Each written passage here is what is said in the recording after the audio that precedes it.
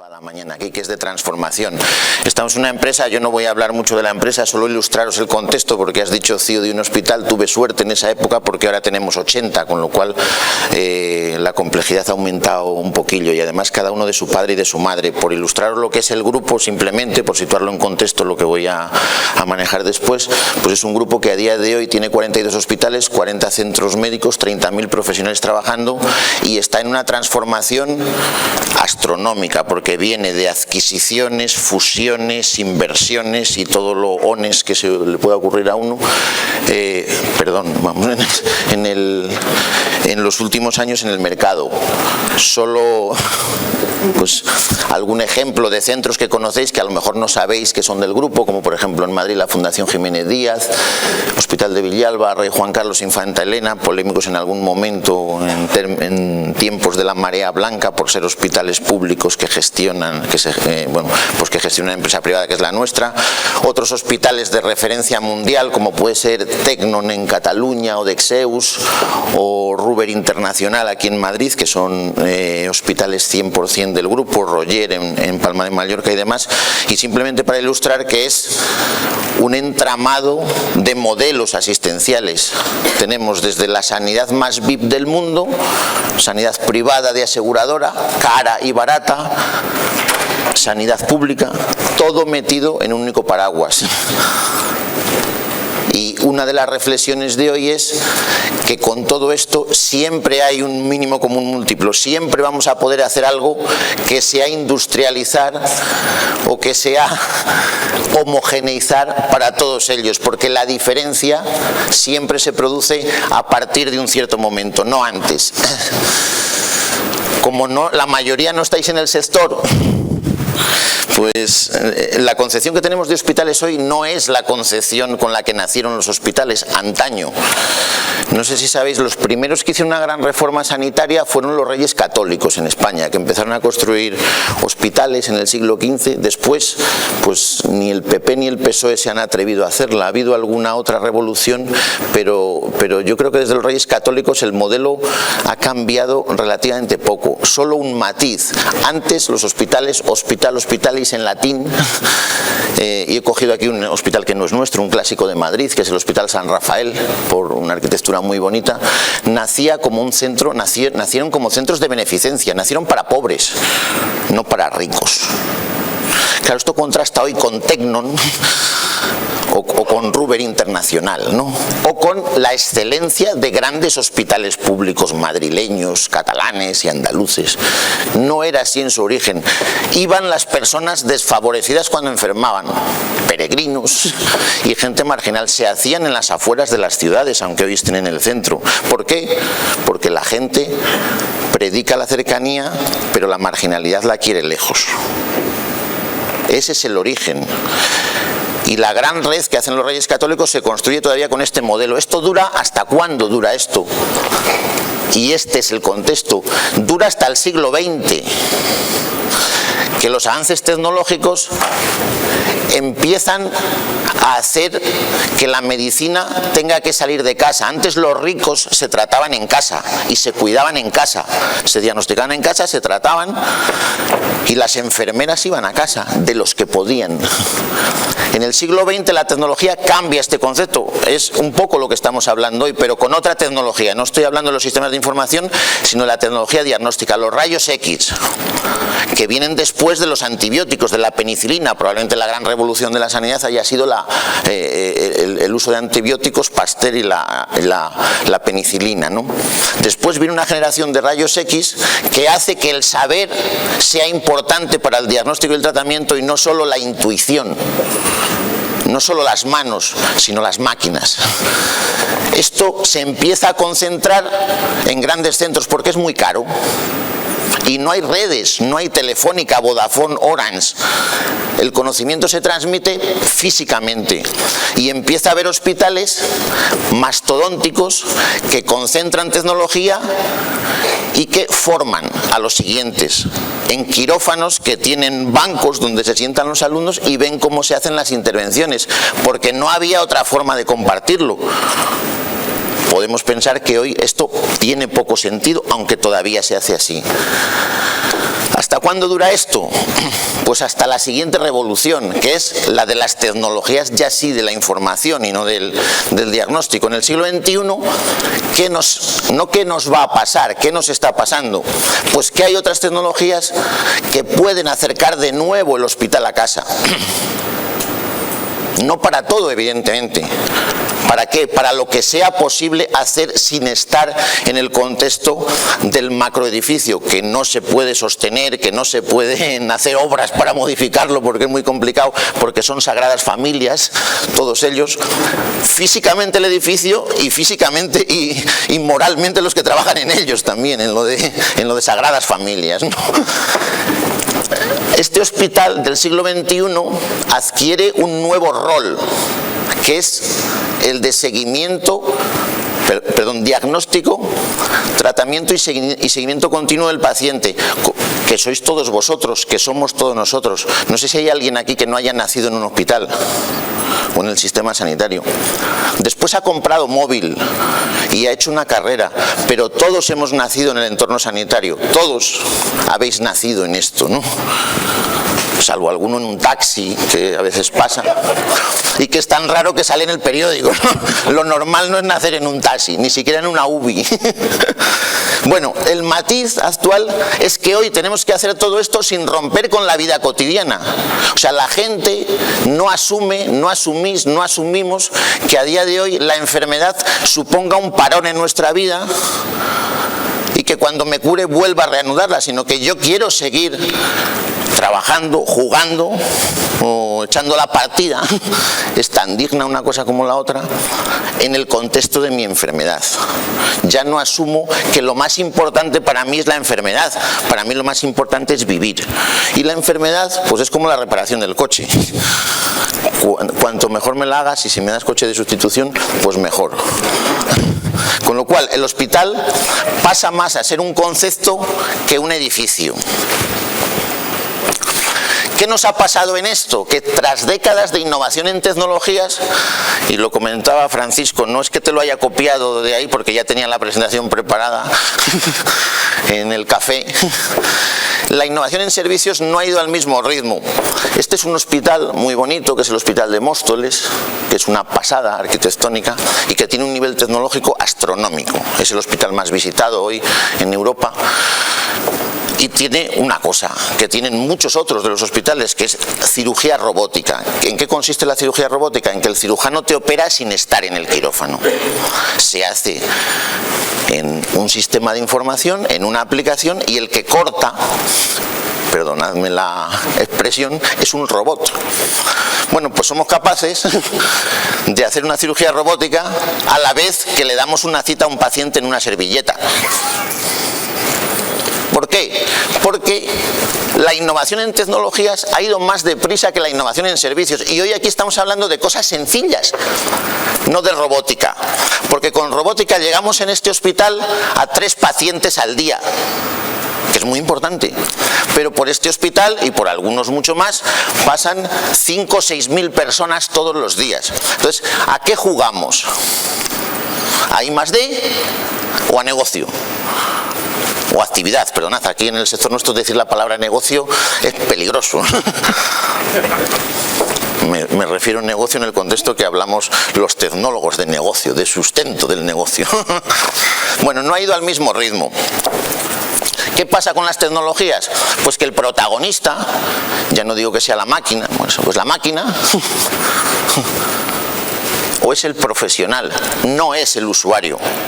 Cuando hablamos del concepto de servicios, cuando la tecnología se consolida, se hace invisible. Da igual lo que haya detrás, y lo habéis mencionado en alguna de las comunicaciones anteriores, da igual lo que haya detrás.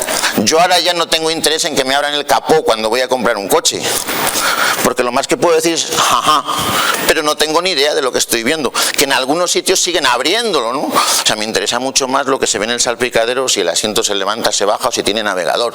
Pero antes, si recordáis, los que tenéis más de algunos años, se abría el capó y se nos enseñaban cilindros, válvulas o no sé qué cosas, que yo no sé dónde están. Y como como no somos sinceros decíamos, ajá, parece interesante esto. Bueno, la tecnología era la protagonista.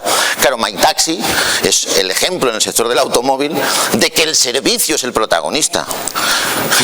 Y el servicio, ¿a quién hace protagonista? ¿A quién hace decisor?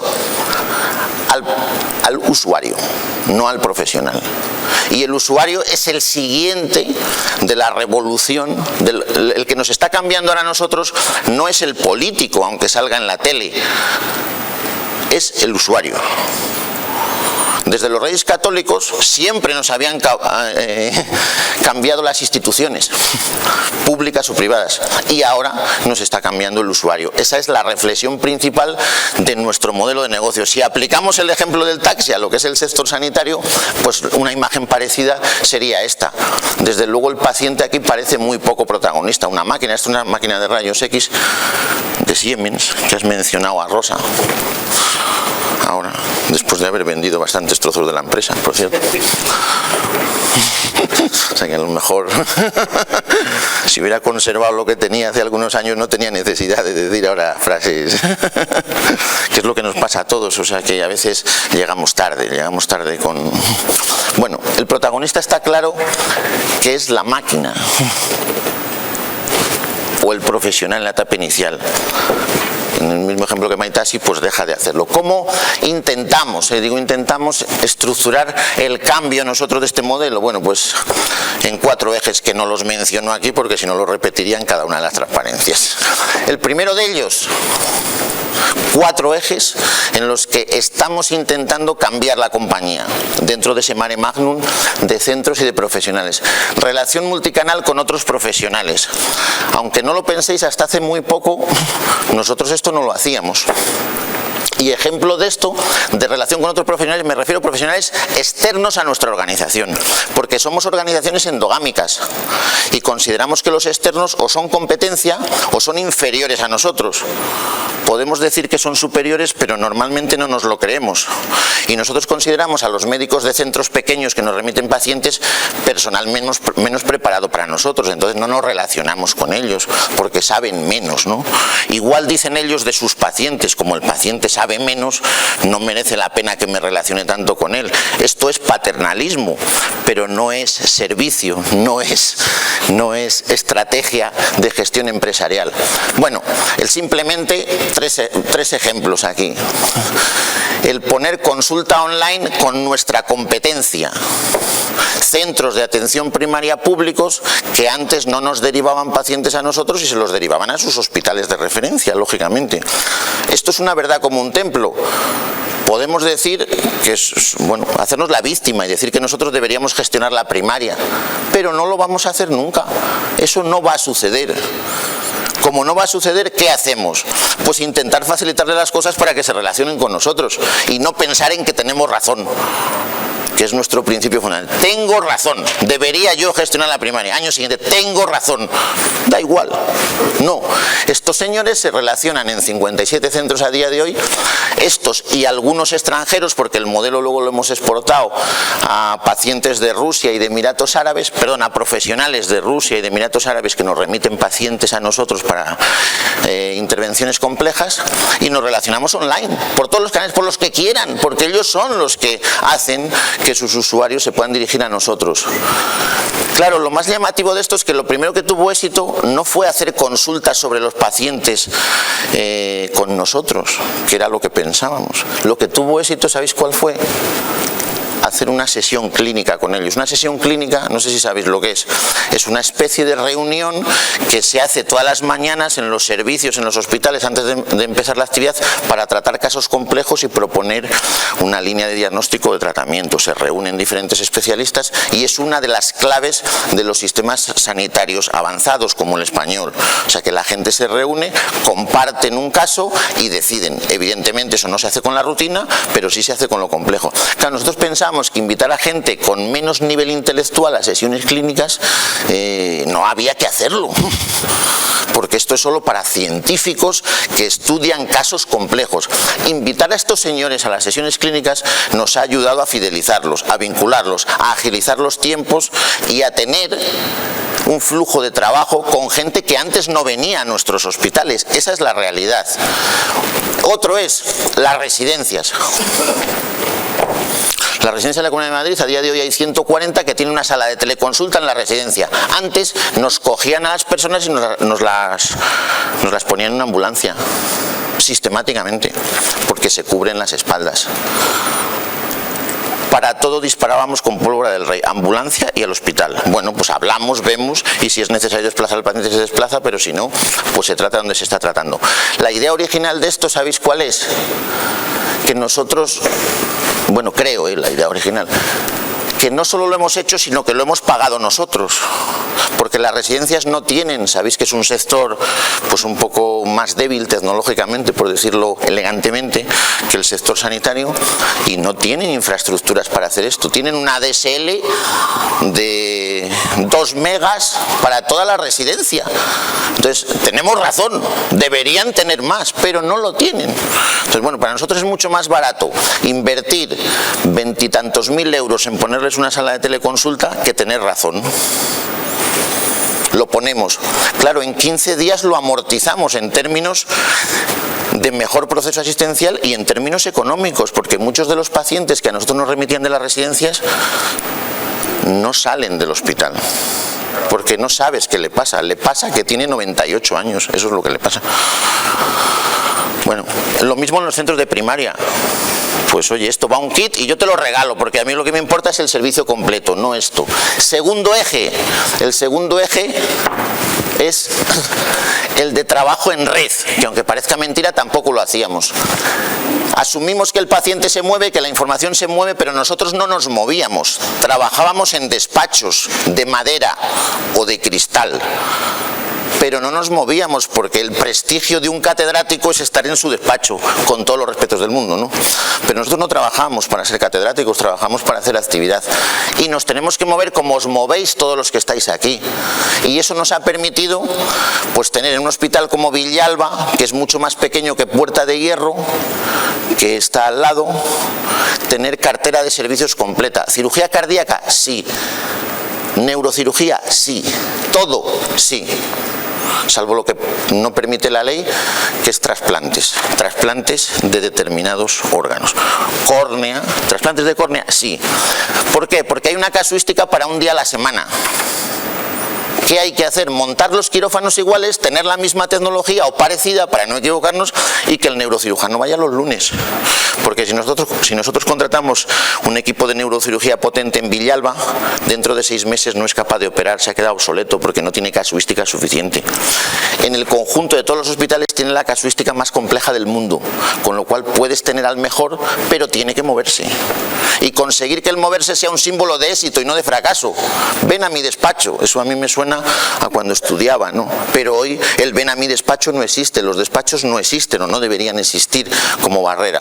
Otro ejemplo dentro de esto, pues hoy Ceuta y Melilla, el ictus se está diagnosticando desde la Fundación Jiménez Díaz. Cuando un paciente entra allí, le diagnostica a alguien desde aquí. Es un caso complejo el ictus, no es ver un lunar, es vida o muerte, o dependencia total. Ceuta y Melilla no tienen especialistas en ictus, ni los van a tener nunca. Porque si yo fuera un buen especialista en ictus no me iría a vivir a Melilla, aunque me pagaran mucho.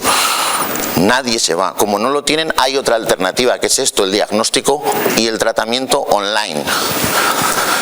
El tercero, nada de esto es posible si no sucede lo que antes habéis comentado, que es la orientación interna a procesos, en vez de a departamentos y en vez de a personas.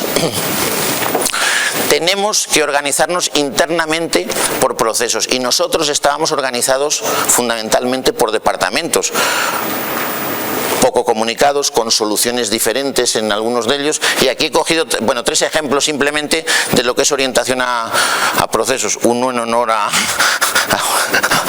José Antonio, que es, bueno, este es un ejemplo de una urgencia. El test de Ottawa es un test que se hace cuando entras en la urgencia y tienes una torcedura de tobillo y demás. Es un test estándar de la traumatología que se hace en una serie de comprobaciones manuales. Y si el test da, es una chorrada, pero lo pongo porque el cambio lo hacen las cosas sencillas, no las cosas complejas, ¿no? Bueno, si da más de 3, siempre se le pide una placa, siempre se le hace una placa al paciente. Antes nosotros, ¿qué hacíamos? Evaluábamos la torcedura de tobillo y llamábamos al traumatólogo. El traumatólogo bajaba y en los casos de más de 3 siempre pedía una placa. Pues ¿para qué baja el traumatólogo si siempre pide una placa? No hace falta Harvard ni MIT, no. El sistema es capaz de pedir una placa si en un sitio pone 3 y ya está. Con lo cual el traumatólogo no ve al paciente, ve la placa con el paciente. Esto supone un ahorro de 20 minutos en un proceso de urgencias. Claro, si todo esto en un sitio pequeño da igual, pero extrapolado a las cifras que manejamos nosotros, que son miles y miles y miles y miles, es rompedor el cambio del concepto. El otro ejemplo es muy sencillo también, es el MyTaxi aplicado a celadores. Insisto con eso, en utilizar conceptos de la calle, de la vida cotidiana. Esto no es sanidad, esto es sentido común. El celador lleva un smartphone y cuando hay que moverle de un sitio a otro, el sistema le avisa de a qué paciente hay que mover, de dónde a dónde. Esto ha sido uno de los mayores éxitos que hemos tenido. ¿Por qué? Lo primero, porque los celadores tienen smartphone, que a nadie se le había ocurrido darle un smartphone a un celador, porque es la gama más baja, digamos, en términos jerárquicos, de organizaciones jerárquicas como son las nuestras. Claro, si le das un smartphone a un celador, al presidente de la compañía que le tienes que dar. Mínimo un avión, ¿no? Porque teníamos un concepto jerárquico, no de uso. Y yo aquí cuento la anécdota muchas veces de una crítica que recibimos cuando hicimos esto, que fue de la dirección financiera, diciendo que había jefes en áreas económicas que no tenían smartphone. Y yo le dije, y yo no tengo taladro. Y los de mantenimiento tienen un taladro que a mí se me cae la baba cuando se lo veo. Black & Decker de 1500 vatios, que cuando voy yo a casa con mi Casals a hacer un agujero y hace brrr, pues siempre pienso que como directiva de la compañía me deberían haber dado un buen taladro, ¿no? Con lo cual, el smartphone es exactamente igual. Además se lo lleva a casa, con lo cual puede estar contento de que su compañía le da un smartphone y no solo se lo da a los que no trabajan o a los que no trabajamos, que ese es el concepto que tiene la gente. Le dan las herramientas a quien no la necesita, ¿no? Le dan un teléfono móvil muy bueno, el iPhone, a alguien que se lo deja a su secretaria para que lo coja. Bueno, pues no hace falta un iPhone, vale con un Nokia de segunda mano. Entonces, bueno, digamos que este es uno de los cambios. Otra cosa en la que ha influido es que han acabado los corrillos como mecanismo de gestión. Claro, tú puedes estar donde estés y el sistema te avisa. No hace falta reconcentrarse en el mostrador de la urgencia para comentar el Atlético Madrid-Real Madrid, que está muy bien, pero que como imagen queda un poco mal. Los tiempos, que es lo importante, han disminuido los tiempos de desplazamiento un 50%. Y además, los celadores tienen voz y datos en su casa, porque como esto es gratis, porque es tarifa plana, pues da igual. No hay que andar con la tarjeta dual que andábamos hace años marcando un PIN cuando hago una llamada personal, ¿no?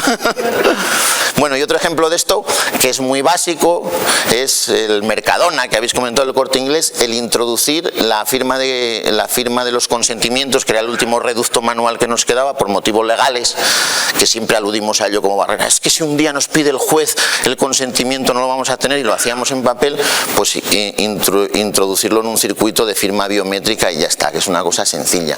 Y el último punto, que es el importante, que es el 4, que es la revolución actual, es el paciente.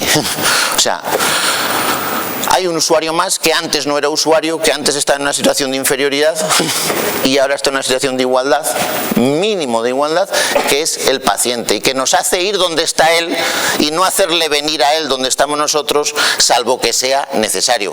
Evidentemente la cirugía es algo físico, un TAC es algo físico, pero una revisión de un resultado no es algo físico, ¿no? Bueno, no ilustraciones de estas, porque además hay que hacerlo bonito y sencillo, y bueno, pues aquí pues se explayan los diseñadores y demás. Ahora han metido ahí la ecografía 4D, porque a las mujeres les gusta mucho ver en 4 dimensiones el feto y estas cosas en el smartphone, que también hay que hacerlo, porque estas cosas fidelizan y vinculan y demás.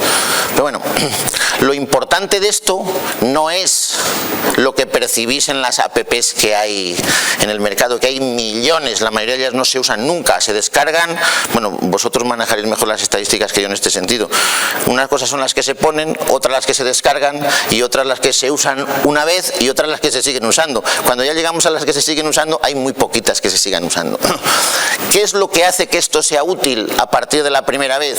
Lo que sea útil es que haya procesos asistenciales detrás que combinan servicios presenciales y no presenciales, y que esto lo prescriba, entre comillas, el médico. Y pongo ejemplos. El Sintrón, no sé si sabéis lo que es. Bueno, pues un anticoagulante que, bueno, pues desgraciadamente es una enfermedad crónica, y antes lo monitorizábamos en los hospitales. Hoy la gente se lleva un cacharrito como ese de ahí, que hay varios en el mercado, y se monitoriza en casa. Si hay que cambiarle la pauta, el hematólogo recibe un aviso, le cambia online la pauta, se lo hace en el mismo momento y no hace falta que vaya al día siguiente a la urgencia.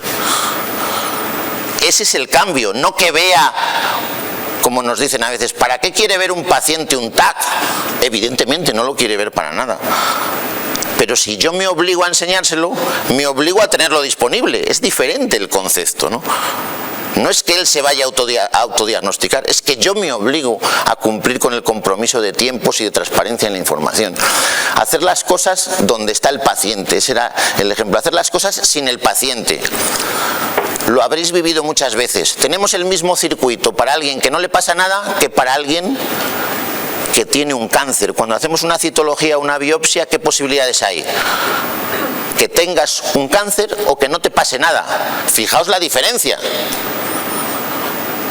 Y lo teníamos en el mismo circuito. ¿Por qué? Porque el paso siguiente del proceso que habéis mencionado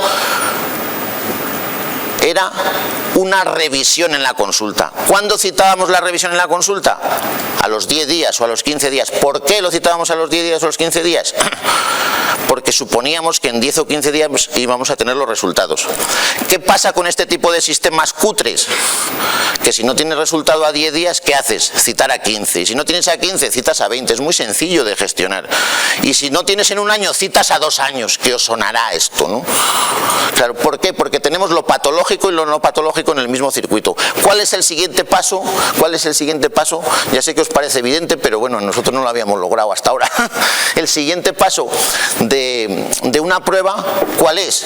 Que nos avise del resultado, y en función del resultado tomar la decisión siguiente, no suponer que todo el mundo viene a la consulta. Yo te digo, oye, la posibilidad es A o B.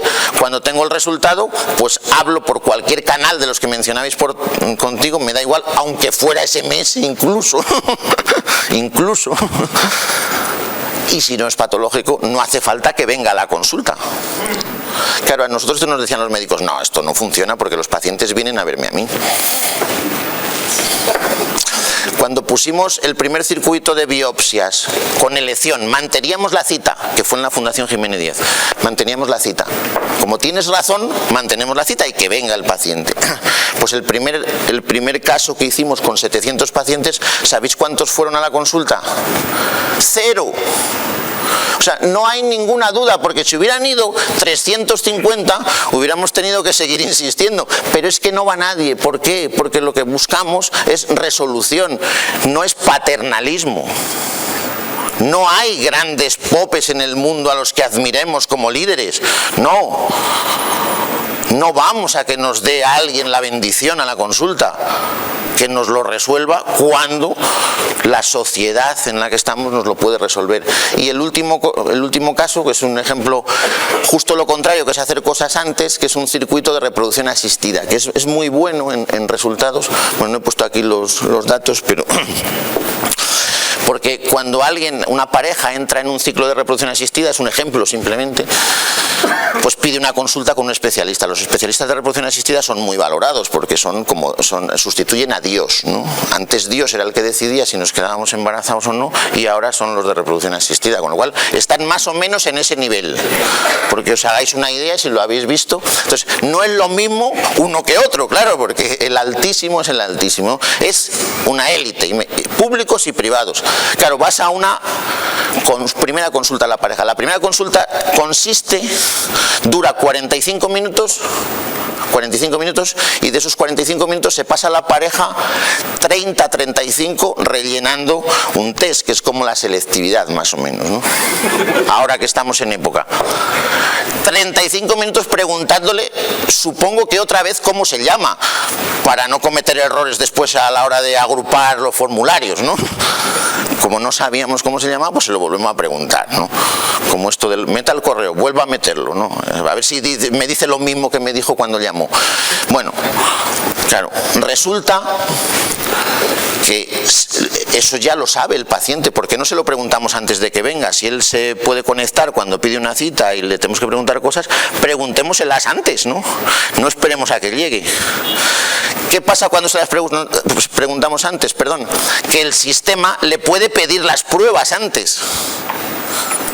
Y una persona a las 11 de la noche puede ir a solicitar una cita, el sistema le dice, tiene usted que hacerse una analítica o un análisis de esperma o lo que sea, y se lo puede hacer a partir de mañana, a cualquier hora, y va mañana por la mañana y se lo hace. Y cuando llega a la consulta, él llega con toda la información dada, con las pruebas hechas, y el sabio que está en el otro lado se dedica a lo que tienen que hacer los sabios, que es a darle feedback sobre su proceso, a decirle cómo vamos a iniciar el tratamiento.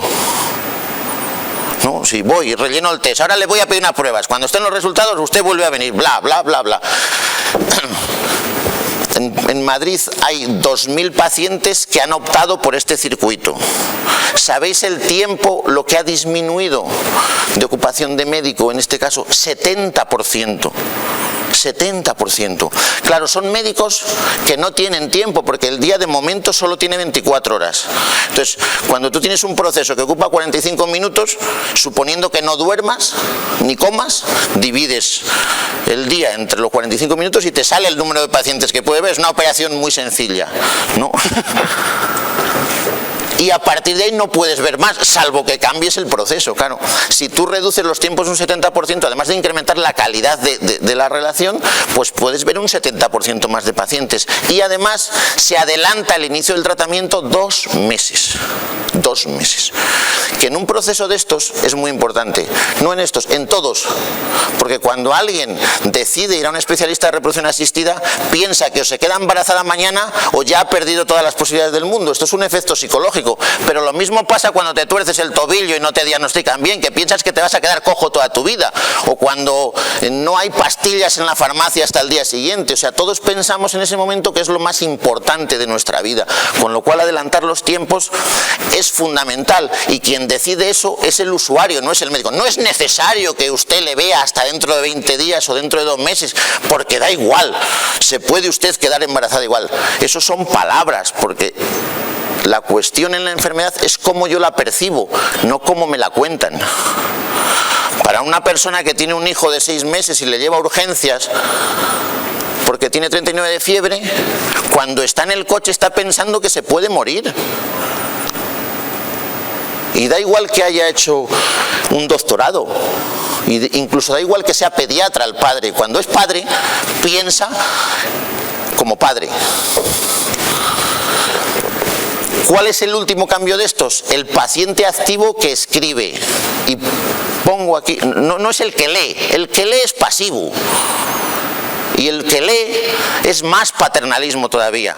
El activo es el que escribe, el que hace cosas, es el que es un usuario más. Esto es un ejemplo de WhatsApp. que nos parece a nosotros una chorrada, o nos parecía, perdón, pero no lo es. Estos son 4 imágenes de una paciente nuestra que, fijaos cómo están, es muy curioso esto porque son imágenes mandadas por WhatsApp. Los monitores que hay aquí detrás, a los que se hace la foto, que se ve aquí el encendido y apagado, estos monitores cuestan unos 30.000 euros. Los 2 cuerpos de los monitores, y son en blanco y negro. Perdonadme el chiste, porque claro, en diagnóstico por la imagen hay cosas que se hacen en blanco y negro. El software que hay detrás, pues imaginaos lo que puede costar. Y viene una paciente, y esto es un caso real que a mí me gusta contar, y le hace una foto con un Samsung, no era ni siquiera un iPhone, a los 4 monitores.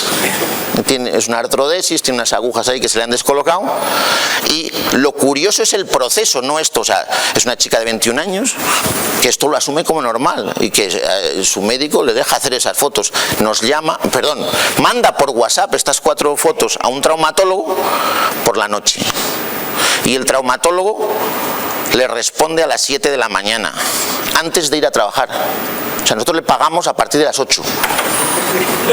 Le responde a las 7 y luego ya empieza a trabajar en el mundo productivo en el que nosotros intentamos transformar las organizaciones. ¿Cómo tenía el móvil del traumatólogo? Nosotros nos pensamos desde nuestra mentalidad anciana, ¿cómo es posible que esta chica tenga el móvil del traumatólogo? Pero es que eso, de 30 años para abajo, no cuenta, porque el traumatólogo le da el móvil a quien quiere, siempre que tenga menos de 30 y tantos años, porque si tiene 50 no se lo da a nadie, lógicamente, porque somos otra generación, ¿no? Se lo da a un amigo que conoce, se lo da a uno que se sienta al lado en el metro y se lo da a un paciente. Esto es la realidad, y resuelve por su cuenta cosas que empresarialmente no somos capaces de resolver. Con lo cual el chip nos va cambiando, nuestra agenda nos tiene que ir cambiando de lo presencial a lo que son todas nuestras agendas. Ver a este paciente, llamar a este, leer estos resultados, etcétera, etcétera. Porque se acabó esto del espacio físico para la resolución de problemas. Bueno, a día de hoy, esto la verdad es que... Ahora os cuento una cosa. Nosotros tenemos hoy 230.000 pacientes online, que a nosotros nos parece mucho, porque en el sector en el que estamos no se ha apostado todavía claramente por esto. Marketingianamente sí, hay compañías que han hecho grandes campañas, pero en realidad que hayan montado procesos, 115 procesos, nosotros estamos orgullosos, o estábamos hasta ayer, porque hemos logrado montar 115 procesos, algunos complejos, algunos complejos, como es el seguimiento de una cirugía de colon. Bueno, nos ahorramos el 25% de trámites administrativos, de cita, bla, bla, bla, bla, bla. Claro, ayer vimos que hay una compañía china que tiene un portal del paciente y que tiene 77 millones de usuarios. Entonces, claro, yo esta transparencia, como ya la había mandado...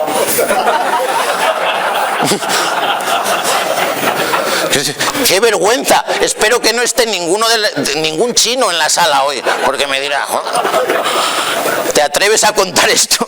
Y es que la segunda de China tiene 36 millones y tiene 1.000 médicos solo para atender online a los pacientes. Claro, nosotros andamos con 4 o 5, pues somos muy modestos, entonces pues se nos ha hundido el orgullo desde ayer un poquito, pero bueno. Y voy acabando. ¿Qué pasa? Que tenemos que ir industrializando, ¿no? Porque industrializar, esto es la foto, una foto muy recurrida del Forte, de Henry Ford, de la primera cadena de producción en serie. Hoy la cadena de producción es esta. Industrializar no es incompatible con ser excelente, y hay un punto a partir del cual la excelencia la garantiza la industrialización. Que un sistema me avise de que una citología es patológica y que eso sea estándar es la mejor garantía para que no se nos escape ninguna citología patológica. No es el arte lo que nos garantiza el servicio, es la industrialización lo que nos garantiza la excelencia. Siempre hasta un nivel. Evidentemente luego le podremos invitar a un café a uno y a otro no, pero lo que es el diagnóstico, cuanto más lo industrialicemos, antes llegaremos a la gente, más garantías le daremos y mejor seremos. Bueno, tengo aquí un ejemplo que a mí me inspiró mucho en su día y que lo he puesto mucho en la casa, que es de un hospital de India, que es como cuando alguien pone Amazon o cosas de este tipo que han sido un poco rompedores, ¿no? O Booking o todos los que han cambiado el negocio. Bueno, pues hubo en el 2001 un hospital impronunciable en la India, de nombre impronunciable, que empezó a hacer cirugía cardíaca 7x24, o sea, las 24 horas del día, una cadena de producción, Henry Ford. Claro, esto los cardiólogos pensaban que era una barbaridad, porque la excelencia consiste en hacer cirugía cardíaca de 8 a 3. Bueno, de 9 a 1.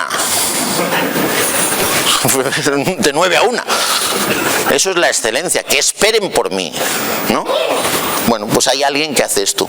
Empieza a hacer 15.000 intervenciones en de pacientes de 25 países. Esto es 2001, no 2016. Son resultados del 2001. 24 cirugías abiertas al día, 25 cateterismos, el mayor número de cirugías infantiles del mundo. Telemedicina con 25 países. Si tuvierais un problema de cirugía cardíaca infantil, ¿dónde iríais? ¿A la Clínica Mayo? No, aquí. Porque estos son los mejores en todo lo que es cirugía cardíaca. Hace 15 años los popes se reían de ellos, porque claro, esto no es un proceso industrial, la medicina es diferente, todo es industrial menos lo que yo hago, ¿no? Que esa sería un poco la reflexión de antes, de lo del legacy, es todo lo que yo no he hecho, ¿no? Diciéndolo de otra forma. Bueno, ¿qué buscamos además o qué debemos buscar? Que sea un factor competitivo y que nos haga diferentes. Y antes lo comentabais, yo no quiero que un servicio me lo permita implementar la versión 3.5, no sé si lo digo bien, de SAP R3, ¿no? Ponías antes lo del 123, la cuenta 123 del Santander. Eso es un factor competitivo y no se hace desde el mismo entorno que se hace en los procesos clásicos. ¿Por qué? Porque el éxito es hacerlo el primero, no hacerlo cuando me lo da la versión de software. No sé si me explico, ¿no? Y eso nos cambia radicalmente. Probablemente tengamos que mantener cosas, pero el time to market es lo principal.